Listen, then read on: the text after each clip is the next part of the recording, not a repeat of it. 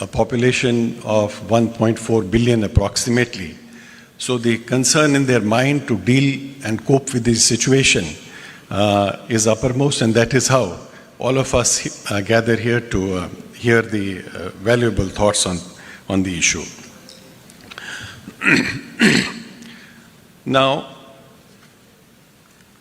the reasons for the delay in courts primarily is attributed to the inadequate judges to case ratio. If you recollect that there was a report submitted by the Committee of Judges of the Honorable Supreme Court that prescribed a particular ratio, and that was approximately one judge to every 600 or 800 cases. We did an assessment study in our courts here in Andhra Pradesh, and as against 650 judges that we have approximately today in Andhra Pradesh, we found that we require another 850 judges. Now, if this could translate in terms of monetary implication, it would run into 1,000 and more than thousands of crores. Therefore, the need to look at alternatives. And one of the alternatives, as is suggested by the basic framework, was in Section 89 of the Civil Procedure Code, followed by now the Mediation Act of 2023, which has not fully been implemented. Now, we have done our part in undertaking a training of mediators. We trained about 1,400 mediators in the entire state. The attempt to train more than 800 more by December 2025 is what we aim at. We aim to take the mediation movement to the taluka level, where we have identified approximately 63 new premises. Our biggest handicap today is that we do not have adequate premises where we can have people come to identified mediation centers. We have identified for the time being 63, and we, with the help of the government, aim to have some more infrastructure on this. Now, generally the perception is that whenever advocates come to handle a case, the resolution is delayed.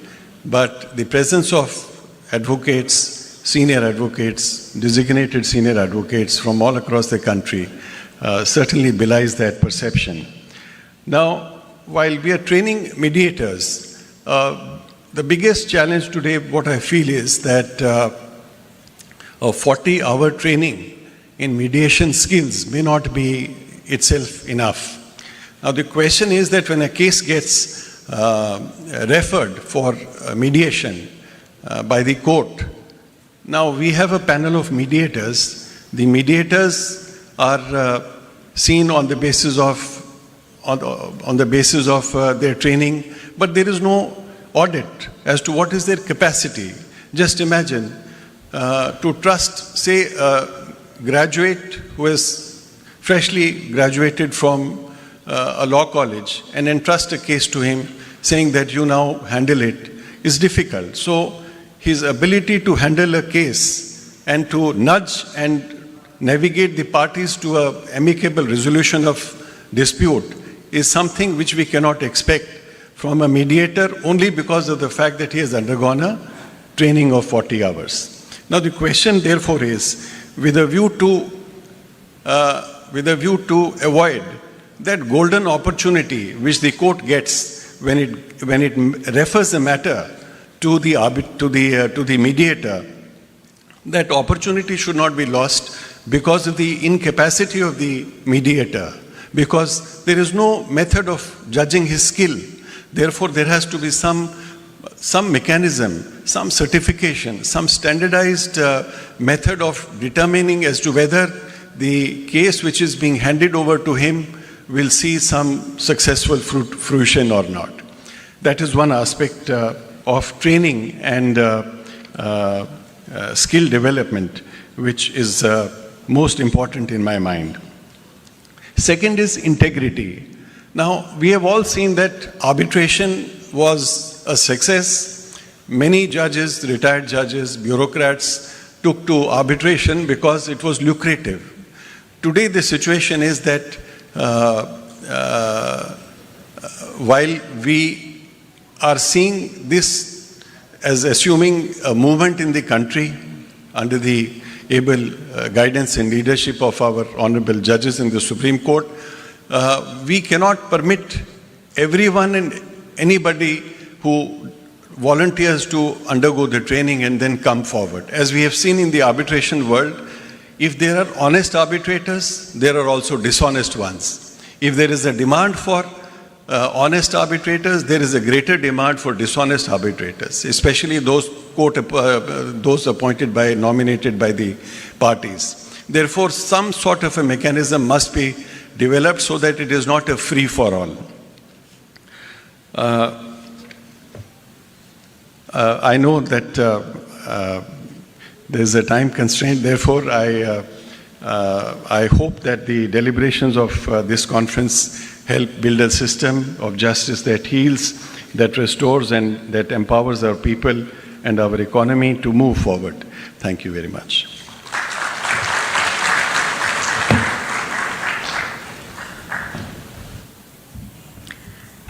Thank you, Honorable Justice D.S. Thakur. I now call upon Honorable Chief Minister of Andhra Pradesh, Shri Chandrababu Naidu Garu.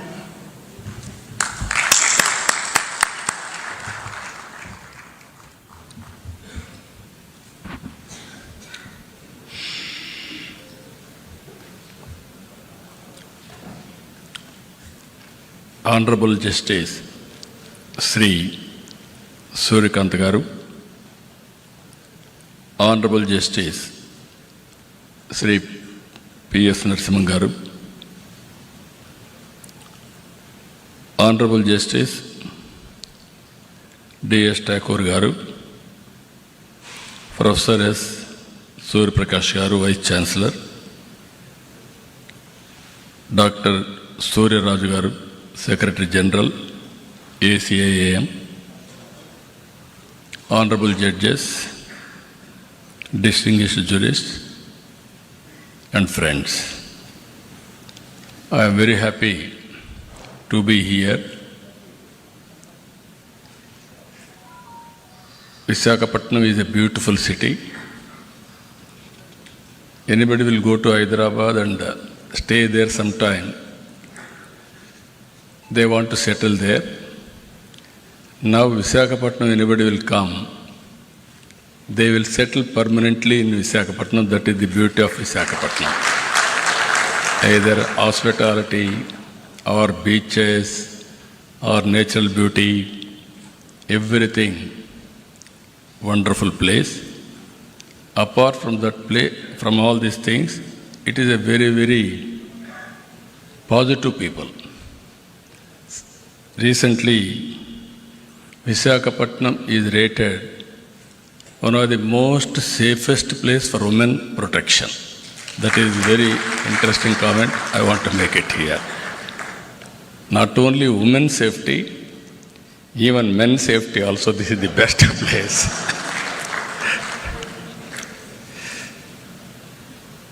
I am very happy to be here because the judiciary is a key pillar of our constitution, protecting democracy and the rule of law. India's judicial system is known for its credibility, transparency, and strong commitment to justice. While there may be some delays at times, justice is always delivered. Every common man is having hope. Ultimately, I will get justice. That is the beauty of our justice. I am proud of it. The people of India have immense faith in our judiciary, not just as an institution of law, but a pillar of justice, fairness, and constitutional values. It is seen as the finest guardian of rights, a protector of common citizen, and a symbol of the rule of law in our democracy. Here, I wanted to make a comment. I have seen India for the last, as a policy maker, I entered to politics in 1978, first time MLA. After that, 1980, I became minister. 95, I became chief minister. I have seen India. Today, if you see, India has taken bold reforms. 1991 economic reforms. Mid-90s, IT revolution, Indians took advantage, first more advantage. God is very kind. India is blessed with demographic dividend. Now slowly we are losing that advantage in South India. Now North India still there is an advantage. With all these factors, we are having a very strong leader also at center. That is Narendra Modi ji. If you see 11 years back, 11th economy, largest economy. Today, 4th largest economy. Next year, we are going to become 3rd largest economy. And at the same time, there are predictions by Ernst & Young. By 2038, we will become 2nd largest economy in the world. I don't have any doubt about it. And also 2047, India will be number 1 economy globally. It is going to happen because of our inherent strengths. If you see here some of the reforms, I have seen tax reforms, CST, VAT, GST, improved version of GST now, another reform. With all tax reforms, we are growing 6-7% now. There is a potential of growing 10% in the near future. If all these things will happen, then nobody can stop India moving forward. This is the situation we are all here now. At the same time, ADR and India's mediation culture. Just now, Vice Chancellor rightly mentioned, if you remember mythology, Krishna was the best mediator. But of course, mediation has failed. Ultimately, what happened, happened. That is how things are happening. And also, I have seen in my own experience, in villages, there are some respected elders to mediate so many disputes. I am personally witnessed. My father, he was not educated, but abundant common sense. More than 10 villages, they used to call him, they used to discuss, they used to redress their problems. That is how mediation has helped in India. After that, we are all talking panchayats, how they have solved all problems.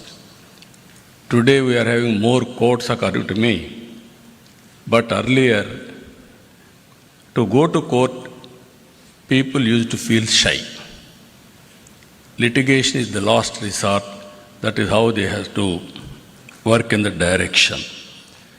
Today, technology has become a very big handy. Even virtual hearings are happening, e-filing, mobile case updates, multilingual tools. All these things are making more accessible and also transparent. Online dispute resolution platforms enable parties to resolve conflicts from anywhere in the world seamlessly. Artificial intelligence has come. We have to use it discreetly, otherwise we will have a problem. And also blockchain has come. Even in blockchain, transparent proof and also enforcement can be done globally. These are all various things are happening. So, I am very happy today we are all here. what we are doing, how to take forward with innovative ways. As Vice Chancellor rightly mentioned, I am very happy if we can make Visakhapatnam one of the biggest center better than Singapore, ADR center.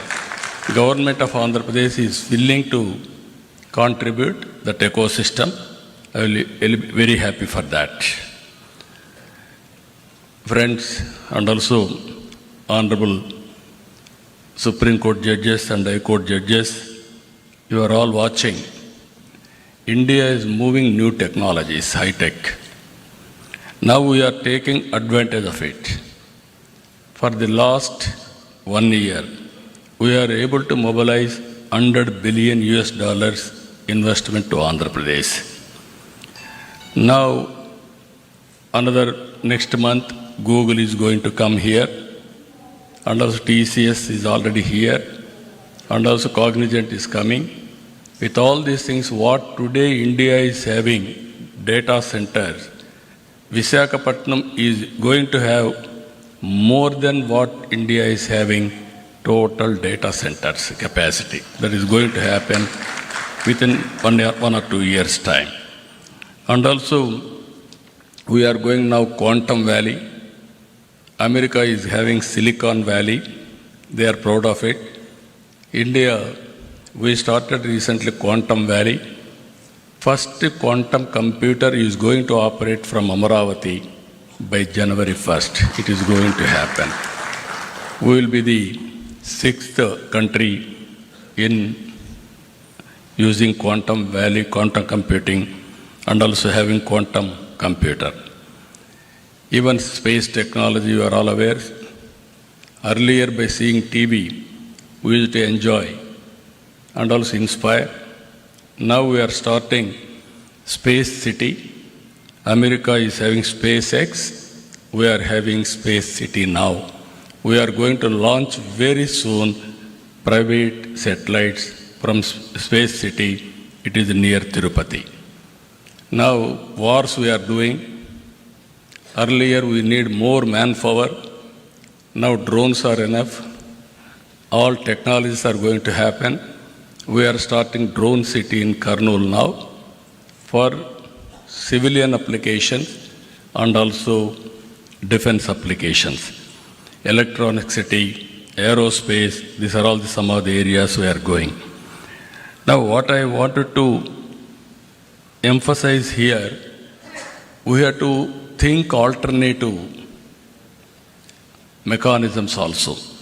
Even in this, what I am requesting these organizers and also under the guidance of Supreme Court and also Honorable Justice, our Surikant Garu, they have to, and also our Narasimhan Garu, you have to guide alternative methods. Even to establish courts, that is one way, but how to create a mechanism with alternative disputes redressal mechanism.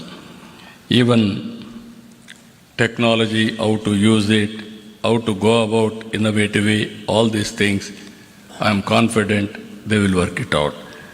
Ultimately, this is the time, I can say we are all very inspiring time we are living. One example I will tell you, in my government, no citizen can come to office.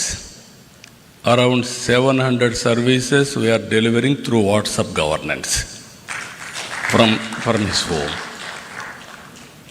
All data, historical data is available. We are capturing all the data with Government of India, Government of Andhra Pradesh, and also AI tools are available. Quantum computing is available. Real-time data we can collect through satellite, drone, CCTV camera, IoT, wearables,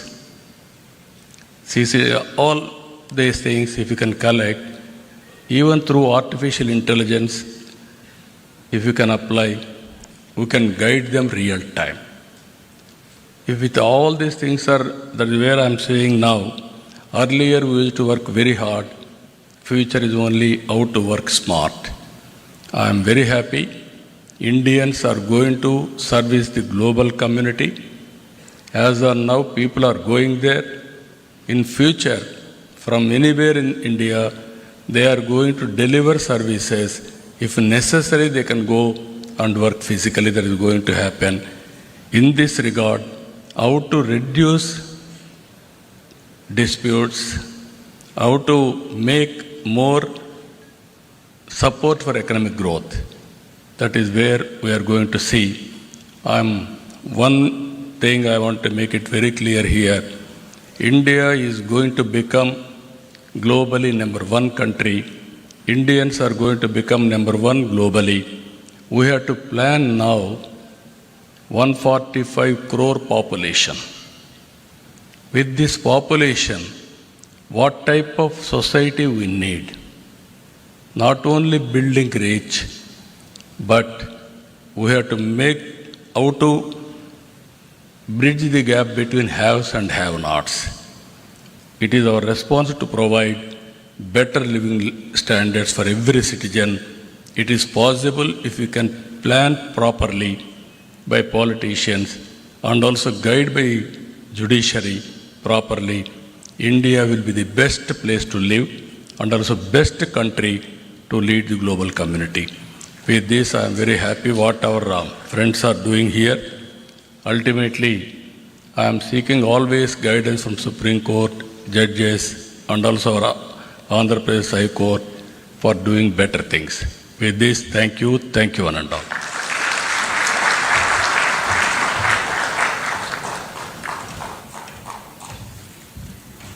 Thank you, Honorable Chief Minister. I now call upon Honorable Justice P.S. Narasimha, Judge of the Supreme Court.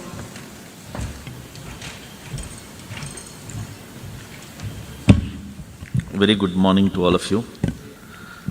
My esteemed elder brother, Justice Surya Kant, Honorable Chief Minister, Honorable Chief Justice, the two Vice Chancellors, Judges of the High Courts, President of SCORA, other dignitaries.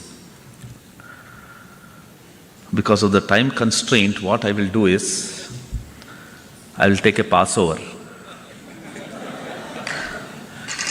I'll promise to come back, but if I don't, I will leave you with just 3 points. 70 years after the independence, more than 70 years, we have pursued a resolution of disputes through adversarial litigation, which required finding of a fact. I think there's no doubt in our minds that this system didn't really work very well. The stakeholders were lawyers. So if we move to the system of mediation, the persons who will be doing the mediation substantially are also lawyers.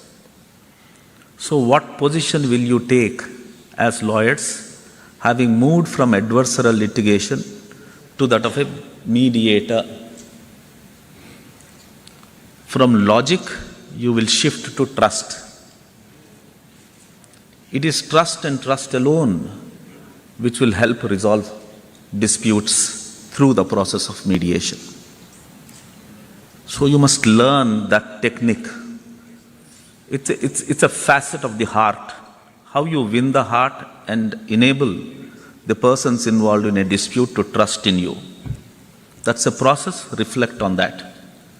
The second point I would want to make is mediation must be closer to people, which requires you to know what people are, how they live, how they fight, what are their aspirations, what are their fallacies, what are their weaknesses. To understand, the most important element is language. So you must be closer to people, closer to their language, closer to their culture. The third point, which I will leave you with this, we experimented with one alternative dispute resolution, that is arbitration. arbitration was hijacked by the elite. Elite in the sense of, not pejoratively, for commercial purposes. It was intended to be a very simple process where an arbitrator will come and resolve the disputes. Instead, it has been a technique for commercial transactions, and so far as small issues like a fight between two neighbors about a wall in a village, two brothers fighting for partition, they have to suffer civil court litigation, and arbitration is not available. My fear is that same thing might happen even to mediations. Mediation must be kept simple. As easily as possible, the disputes should be resolved. And what are the methods by which these three things that I have indicated can be achieved? I will discuss with you. Mediation is very close to my heart. If I come back, I will participate in one of those sessions and share my thoughts with you. Thank you very much. Thank you.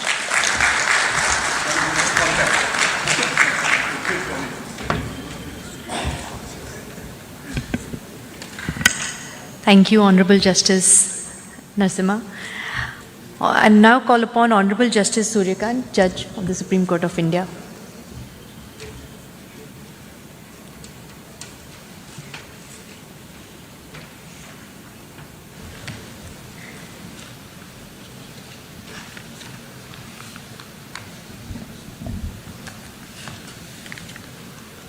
Shri Chandrababu Naidu, Honorable the Chief Minister of Andhra Pradesh,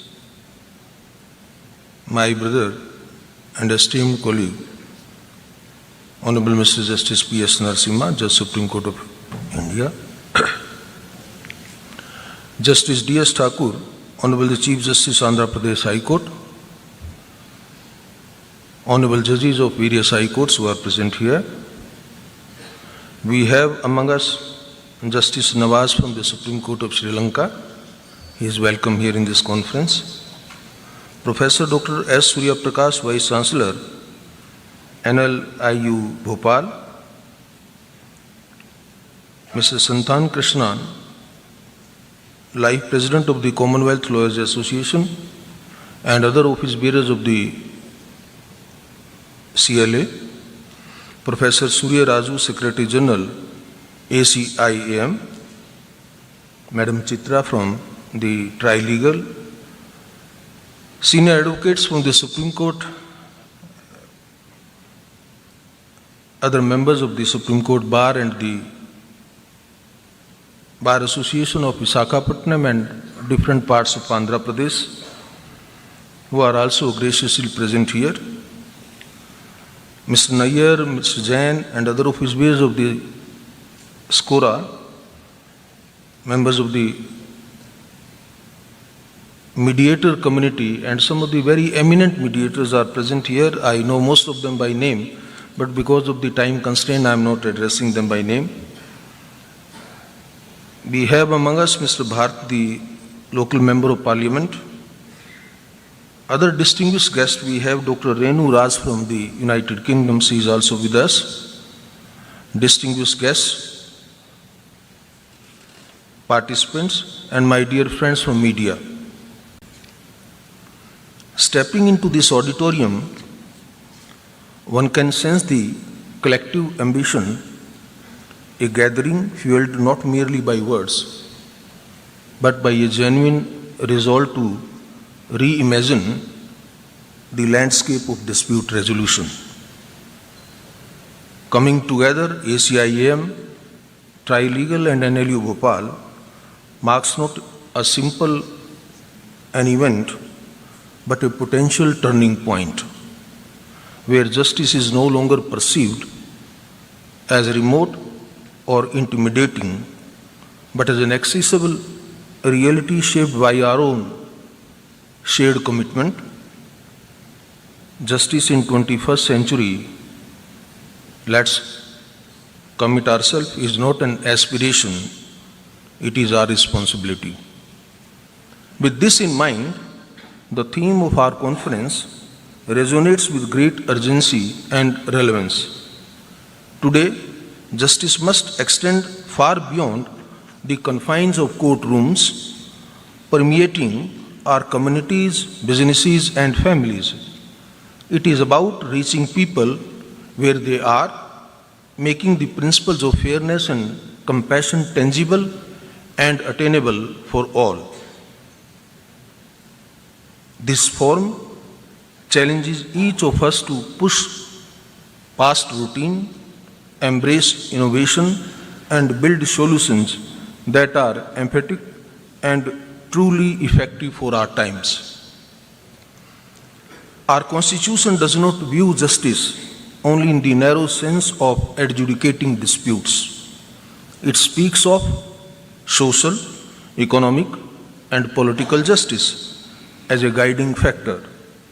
While courts play an indispensable role in enforcing rights, true justice must go beyond judgments and decrees. It must reach people where they are, in a language they understand, and in a manner they trust. Mediation provides precisely this bridge. It ensures that the parties remain at the center of the process, that their voices are heard, and their dignity is respected. In this sense, mediation is not merely a legal mechanism, it is a constitutional value in action. As society and the economy evolve, so do the disputes. Today, we see conflicts in areas as diverse as intellectual property, cross-border trade, digital currency, cybercrime, family relations, international awards and their enforcement, environmental issues and concerns. If every such dispute is funneled into our already overburdened courts, the result will be delay, disillusionment, and a deepening sense of injustice. Mediation, therefore, offers us a different path, a path of creativity and consensus. It is flexible, faster, and allows customized solutions that courts, bound by strict procedures, may not always provide. For mediation to gain universal acceptance and become an integral part of our justice delivery system, the foundation must rest on a single non-negotiable element, and that element is trust. In the context of mediation, it flows from three critical sources. First, the integrity of the mediator. The entire process of mediation is built upon the confidence that parties repose in the mediator. Honorable Chief Minister pointed out how the old persons in the villages were being trusted and all the disputes were really left them to be resolved. It was only on account of the immense trust that the people had in them. They must believe that the mediator is impartial, independent, and competent. Integrity here is not merely a personal virtue, it is the bedrock of the process. If this perception falters, the process collapses. Second, the credibility of the institutions. Mediation cannot thrive in a vacuum. It requires robust institutional support to lend structure, consistency, and legitimacy to the process. Institutions like the one ACIAM serve as a custodians of quality and trust.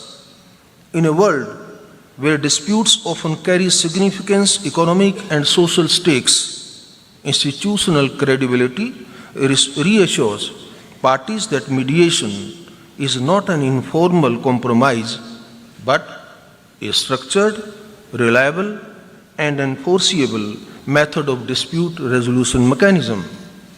The third point, the support to be extended by the law. So, not only those 2 points which I have highlighted, unless there is a support by the law, the mediation may not be as successful as we perceive. For mediation to transition from an alternative to a mechanism as a mainstream method of dispute resolution, I believe it needs the backing of the law. And fortunately for us, we have the Mediation Act of 2023, marking a watershed moment by providing a clear statutory framework for both domestic and cross-border mediation. prescribing ethical obligations and giving enforceability to mediated settlement agreements. However, we should be clear that legislation by itself cannot transform culture.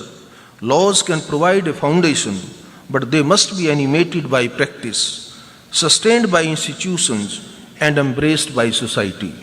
We must cultivate a legal ecosystem where mediation is seen not as a concession or a lesser form of justice, but as a superior process that empowers parties and preserves relationship. If courts represent the authority of justice, mediation represents its humanity. It restores agency to the parties, transforms conflict into cooperation, and turns adversaries into partners in resolution. In an age where speed and sensitivity matter as much as legality, mediation is not a luxury, it's a necessity. The question is no longer whether we can afford to mainstream mediation. Please mind my words. The question is no longer whether we can afford to mainstream mediation. The question is whether we can afford not to mediate on the first option. The second dimension of our discussion today is technology. The pandemic taught us that technology has ceased to be a peripheral tool. It has become an integral component of legal processes, reshaping the contours of dispute resolution worldwide. It leveraged thoughtfully. Technology can be the great equalizer, removing physical, economic, and social barriers that have historically excluded large sections of our population from the formal justice systems. Technology allows a farmer in a remote village, a small entrepreneur in a Tier 2 city, or a homemaker facing a family dispute, all of them to participate in mediation without the expense of travel, without losing day of work, and without the intimidation of formal court proceedings. Digital mediation platforms, virtual hearings, and AI-assisted tools can bring the process of dispute resolution to the doorstep, or rather to the handheld device of every citizen. This is what inclusive justice truly means, the priceless justice that transcends geography, income, and social status. Not only domestically, but also in our increasingly interconnected world, where cross-border disputes are becoming more frequent, mediation emerges as a powerful tool for resolving conflicts quickly and collaboratively while preserving vital relationships across jurisdictions. The role of technology through online dispute resolution platforms, video conferencing, and digital document management enables the parties, separated by geography and legal systems, to engage meaningfully in mediation, overcoming traditional barriers of distance, cost, and time. By embracing technological innovation and strengthening institutional capacity, we can make dispute resolution more efficient, flexible, and just for the modern era. Yet, while we welcome these advances, we must also acknowledge the risk. Technology must be a bridge, not a barrier.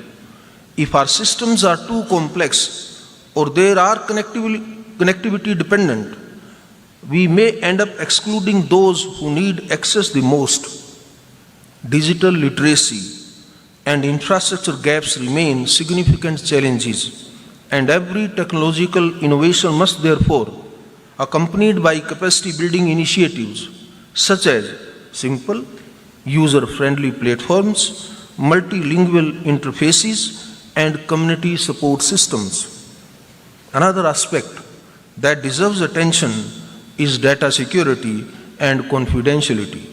It cannot be emphasized enough that mediation thrives on candor and trust. Parties disclose sensitive information with the assurance that it will not be misused. When these processes move online, the duty to protect their confidentiality becomes even more critical. Institutions and service providers must invest in robust cybersecurity frameworks, encryption protocols, and ethical guidelines to ensure that trust is never compromised in the digital space.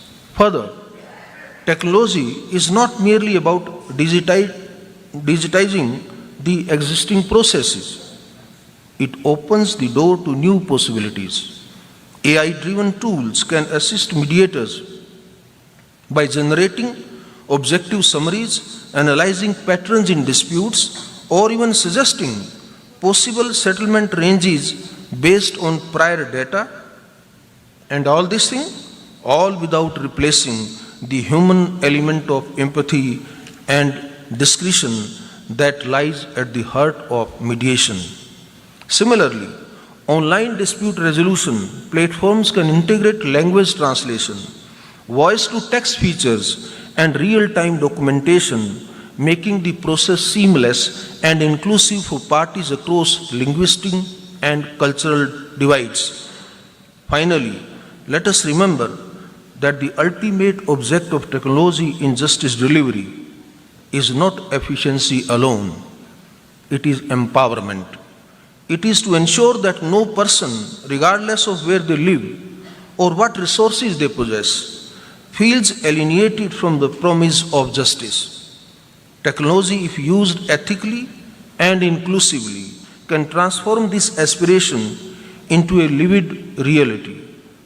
Let us ensure that every innovation moves us closer to that vision where justice is neither delayed nor denied and never distant. To the lawyers and students present here, let me say that with this emphasis, embrace mediation not as a challenge to your profession, but as an expansion of it.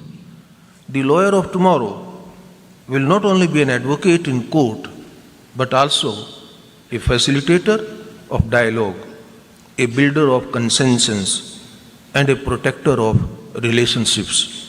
Mediation is not about diminishing advocacy. It is about redefining it for a new era of problem solving. The young mediators who train today will shape the justice system of tomorrow. This is not merely an opportunity, it is a responsibility, and I firmly hope and believe of you will take up it with sincerity and passion. Institutions like ACIAM, in partnership with academic centers and other stakeholders, will play a defining role in this transformation. They are not just training mediators, they are shaping the very architecture of justice in the 21st century. As I conclude, let me leave you with this thought. And my thought is, justice is not a fortress to be defended. It is a bridge to be built.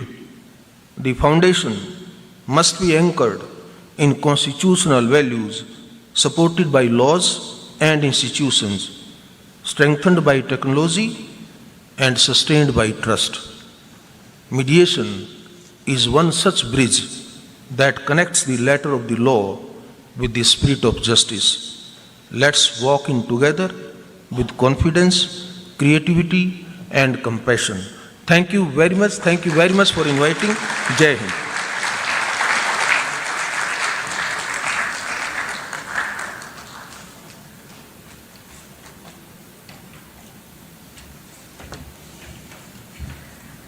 Thank you so much, honorable dignitaries. I think we've been enlightened how access to justice can be better through mediation and usage of tools such as learning the requirement of empathizing with not just the clients, with mediators, with lawyers, using AI but not abusing AI. Vishakhapatnam through ACIM will truly be the next mediation hub, not just in India and definitely the world over. With this, I call upon the website launching, if that can be done.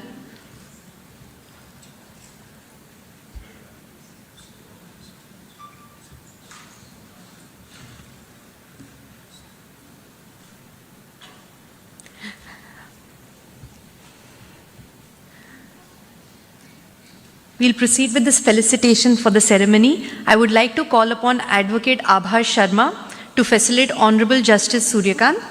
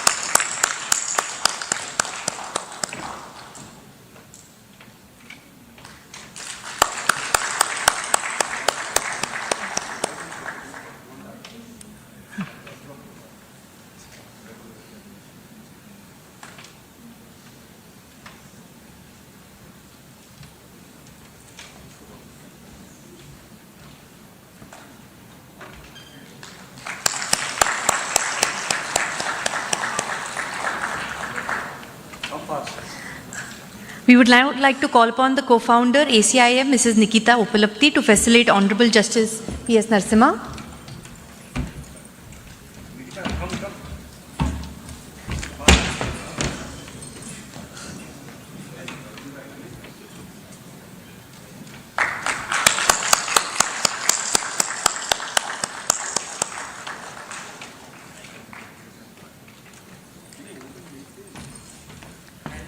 Take this photograph because there is no space.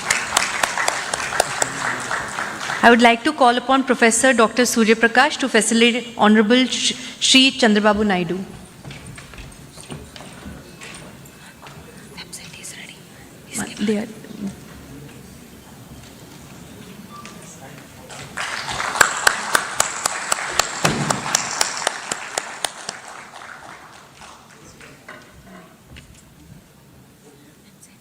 No,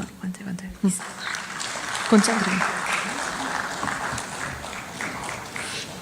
I would request Mr. Vinay Ahuja of Mohan Law House to facilitate Honorable Mr. Justice Dheeraj Singh Thakur.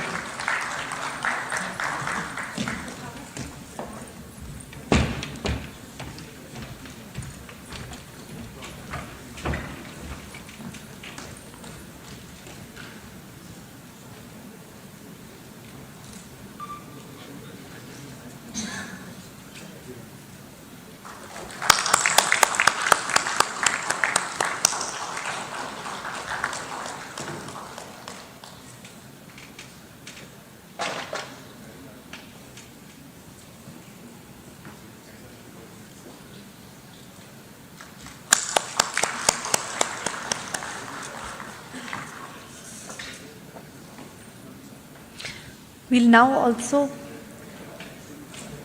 proceed with the launch of the website of ACIM.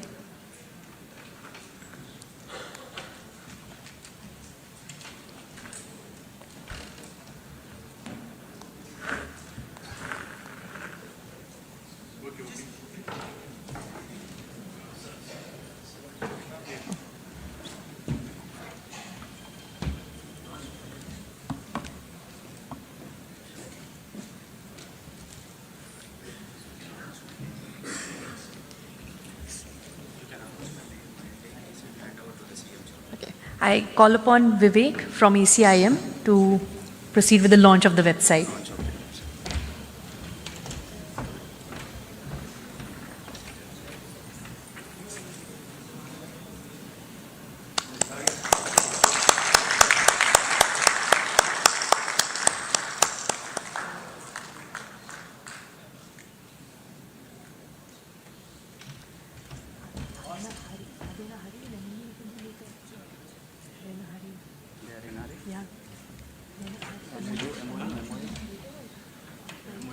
let them come fast, very fast.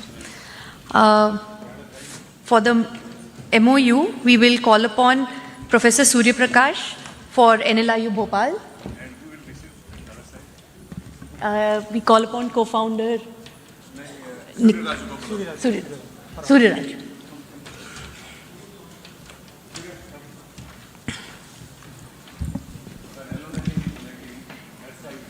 In the meanwhile, can I call upon Nivaran, Miss Nandini Gore?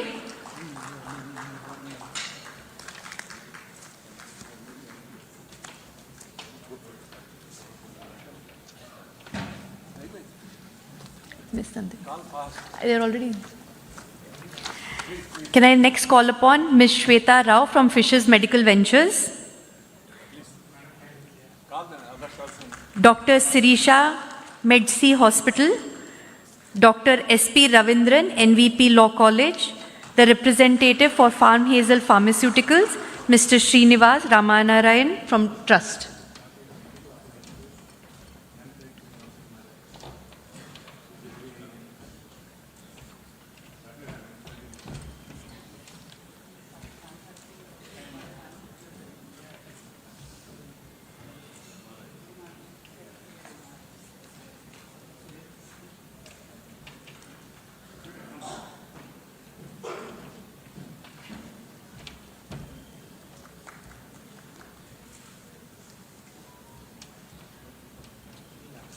Last. I've already called. They've not. That's it. Yeah, later.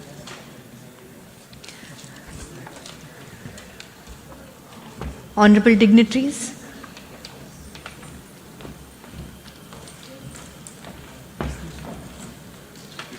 Yeah.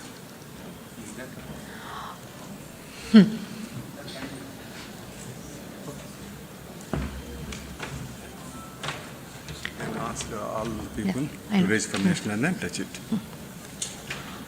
Honorable dignitaries, thank you for your time. We'll end with the national anthem.